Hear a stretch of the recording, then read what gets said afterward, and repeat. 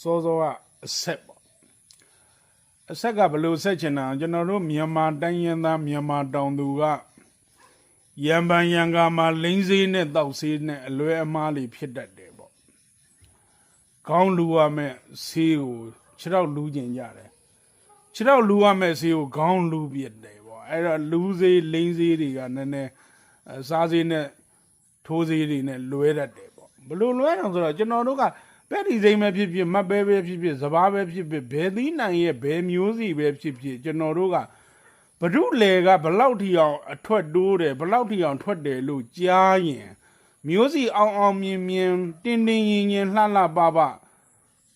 ပြူပြူကာကာအောင်မြင်တယ်ဆိုအဲ့ဒီကမျိုးစီကိုသွားပြီးတော့လဲကြတယ်ဗျအမှန်တကယ်တော့အဲ့ဒါလေးတွေကလွဲမှားနေတယ်ဘလို့လွဲမှားလဲအဲ့ဒီကမျိုးစီမျိုးပြူပြူပြောင်ပြောင်လှလှပပတင်းတောင်တင်းတယ်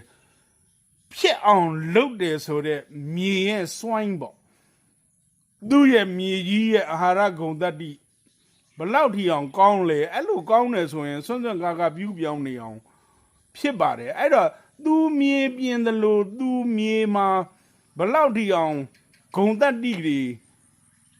ဖြစ်အောင်လုပ်ထားလဲဆိုတဲ့ကျွန်တော်တို့ကနိစနစ်ကိုလိုက်ပြီးတော့မယူဘဲနဲ့မျိုးစီကိုလိုက်လဲတာကအမှန်တကယ်တော့လွဲမှားနေတယ်ဗျလွဲမှားနေတယ်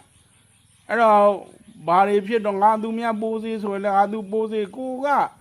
မြေကိုရီကိုလေကိုတိုင်းတာကိုပဲသိတယ်ကိုစီးနေတဲ့ဆိုင်ကကိုကျွမ်းကျင်တယ်လို့ကိုပေါင်းနေတဲ့မိန်းမအကြောင်းကိုဟာကိုပဲ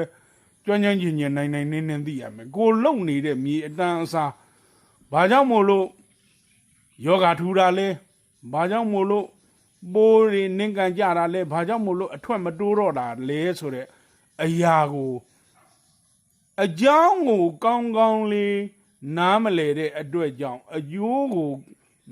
မသိရှိခြင်းရဲ့သဘာဝကြောင့်ကျွန်တော်တို့ကဆင်းရဲကြတယ်ပေါ့ဆင်းရဲတယ်ဆိုတာစိတ်တွေဆင်းရဲကြတယ်ပေါ့ကိုယ်တွေဆင်းရဲကြတယ်ပေါ့အချိန်မှမအိပ်နိုင်ဘူးအချိန်နဲ့မစားနိုင်ဘူးစဉ်းစားတယ်ခေါင်းနဲ့တွေ့တိုင်းစဉ်းစားတယ်အမှန်သဘောတရားကိုပါရမီမရှိလို့ပဲဖြစ်ပေါ့အတွေးခေါ်အားနေလို့ပဲဖြစ်ပေါ့ဘယ်နည်းနဲ့ပဲဖြစ်ကျွန်တော်တို့ကတော့သတိပေးလို့နှိုးဆော်လိုက်ပါတယ်အဲ့တော့တချို့ပေါင်းသက်စေသုံးတယ်တချို့ပေါင်းသက်စေသုံးတယ်ဂလိုင်းပေါ်စိတ်သုံးတဲ့အခါကျတော့ကိုကလည်းရောပြီးဂလိုင်းပေါ်စိတ်သုံးလိုက်တယ်အဖော်ကျွန်းခဲလန်ဒီလိုပါပဲတချို့လည်းပဲထိသေးစားသေးဥစ္စာသူမှကြနေတဲ့လောင်မီးဘိုးနဲ့ကို့မှကြနေတဲ့